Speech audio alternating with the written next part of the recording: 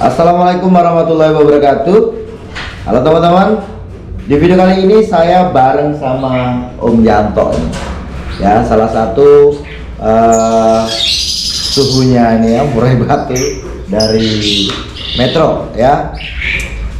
Ini senior ini teman-teman ya. Untuk ukuran Metro dan di Lampung ini udah cukup dikenal lah ya untuk Mas Yanto. Nah nih Mas Yanto, Iya. ini kan kebetulan di rumah ini kan ada burung yang lagi mabung ya. Iya, teman-teman. Ini banyak dari teman-teman ini menanyakan, Mas, metode pemasteran yang bagus untuk murai batu yang sedang mabung ya. Iya. Momentumnya itu yang pas itu kapan mulai dimasterin burungnya? Kan proses burungnya biasanya kita istilahkan untuk burung yang bulunya jatuh, yang dari pertama itu yang kecil itu kan ngurak tuh ya. Betul. Terus setelah itu total itu kan ambrol ya, bulu besar jatuh ya. Terus setelah itu ada pertumbuhan dan ada dokor. Nah, momentum yang pas untuk kita masuk ke pemasteran itu pas di mana? Sebelumnya terima kasih buat Mas Angga di channel YouTube-nya. Di pengalaman saya ya, pengalaman saya pribadi, mungkin kalau di tempat lain kita nggak mau bahas lah ya. Kalau pengalaman saya, momen yang pas itu dalam pemasteran ya mungkin pas lagi dia dorong ekor. Dalam arti gini, karena pas dia dorong ekor itu dia mulai nyusun lagu. Gitu ya? Iya, mulai nyusun lagu. Jadi kalau pas rontok itu ya kurang pas juga seandainya kalau dia master. Seharusnya pas rontok itu dia sendiri, Pak. Gitu. Iya, seharusnya sendiri. Jadi kalau menurut saya pemasteran yang pas momennya ya pas lagi dorong ekor. Dorong ekor. Dorong Ya. ekor. Jadi gitu teman-teman ya, momentum yang pas untuk pemasteran itu saat dorong ekor. Iya, dorong gitu ekor. ya. Karena kalau nantinya saat ngurak atau ambrol, kemungkinan besar mengganggu burung. Iya.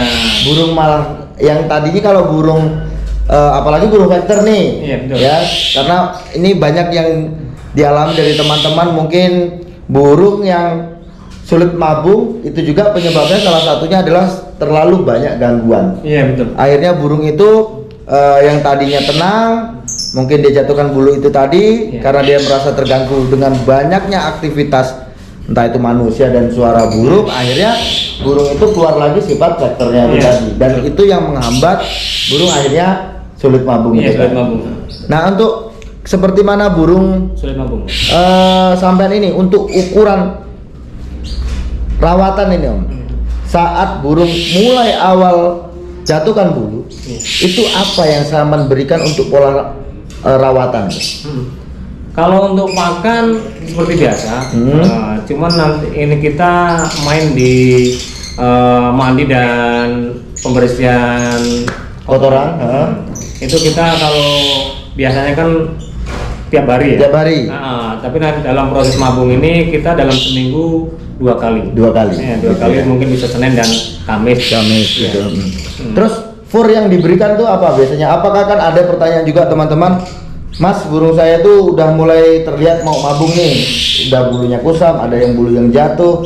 Apa yang harus saya berikan? Harus diberikan EF terus menerus atau hanya diberikan fur? Dan jenis fur apa yang sebaiknya saya berikan? Nah ini teman-teman nih banyak yang tanya ini.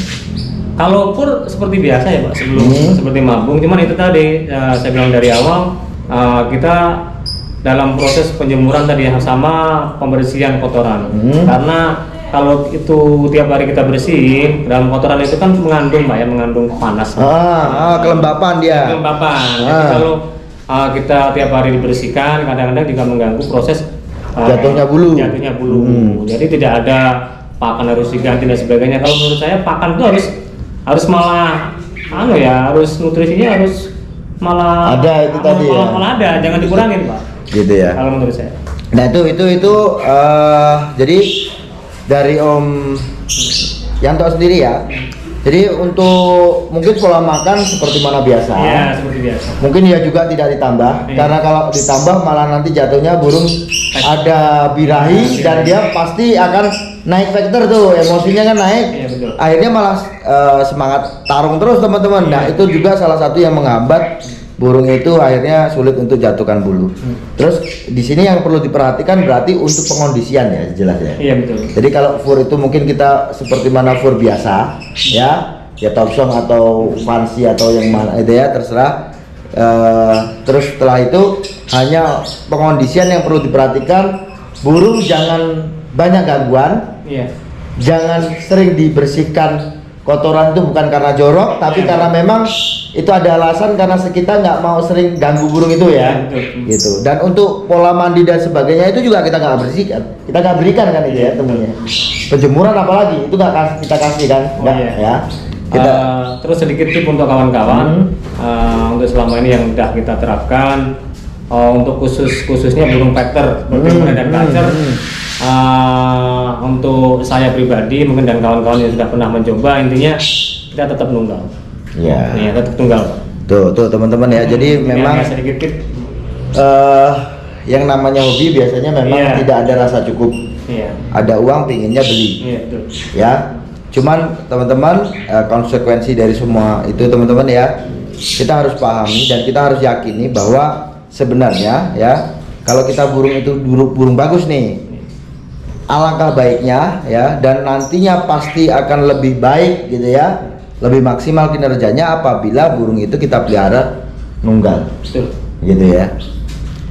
Om, ini Iya. kebetulan ini kan ada yang burung mabung ini ya. Iya. Nah, ini teman-teman, ini masterannya ada siri-siri ya. Terus ini jalak, lovebird, kenari, sama ini jalak juga. Ini ada kenari. Ini ada kenarinya.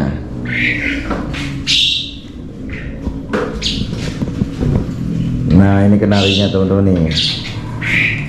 Terus burungnya itu di bawah itu ya.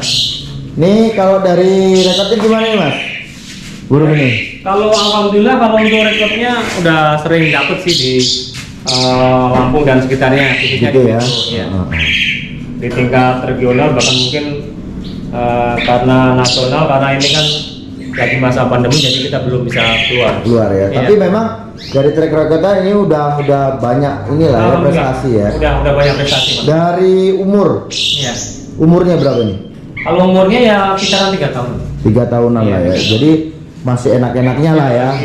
Masih panjang, Mas. Oke teman-teman, nah, perlu teman-teman ketahui juga ya, ini kan Mas Yanto ini ya, Mas Yanto ini senior di sini ya. Jadi kalau di Metro itu saya ingat betul masa kecil saya ya, dulu Mas Yanto itu apa ya, buka kios ya di pasar ya, buka kios di pasar ya, udah lama lah hitungannya untuk main burung. Dan background dari Mas Yanto sendiri juga juri gitu ya, juri yang masih aktif. Terus Mas Yanto ini kan juga apa ya, jual beli masih tetap ya, masih jual beli untuk mungkin gacor lah ya, burung lomba lah ya. burung lomba. Jadi bisa pantau di lapangan. Nah itu teman-teman, dan tadi saya tanyakan ya, apakah ada burung yang bisa saya lihat, Mas Yanto tunjukkan itu. Dan memang burung itu masih, kebetulan tuh burungnya masih mabung gitu ya. Cuman Mas Yanto mengatakan burung ini prestasinya udah banyak ya. Terus burung ini juga sudah ada nama lah di sini. Gitu teman-teman. Mungkin teman-teman yang di sekitar Lampung ini ya, atau di Pulau Jawa, karena memang permintaan gajo itu banyak sekali Om, Iya. gitu ya. Barangkali nanti teman-teman bisa pantau dari burung-burung Mas Yanto lah. Oke, gitu ya Mas Yanto ya. Makasih untuk tipsnya teman-teman. Itu tadi ya tentang bagaimana sih pemasteran dan pengondisian untuk burung yang lagi mabung. Gitu ya, saya rasa cukup sekian. Kalau ada pertanyaan nanti silakan telepon saya. Sukses selalu. Sukses selalu.